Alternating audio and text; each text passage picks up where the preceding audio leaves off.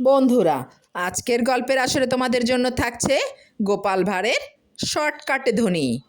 গোপালের বুদ্ধি খুব প্রখর। এক বাক্যে সকলে তা স্বীকার করত। তার জন্য গোপালের সঙ্গে নানান ধরনের লোক প্রায়ই দেখা করতে আসতো।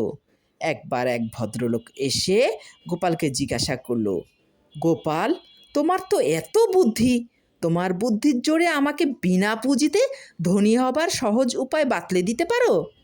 গোপাল হেসে বলল, ধনী হবার সহজ উপায় বাতলে দিতে পারি।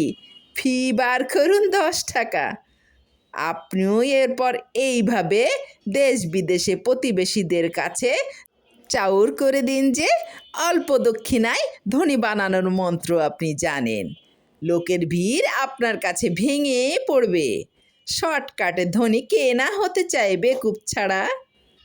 আপনি সকলের কাছ থেকে এইভাবে ধনী বানানোর ফর্মুলা বাতলে দেওয়ার প্রতিশ্রুতি দিয়ে যদি 10টা করে টাকাও আদায় করতে পারেন, তাহলে আপনি বিনা পুঁজিতে অতি সহজেই ধনী হয়ে যাবেন। ধনী হবার সহজ উপায় আপনি আর পাবেন না।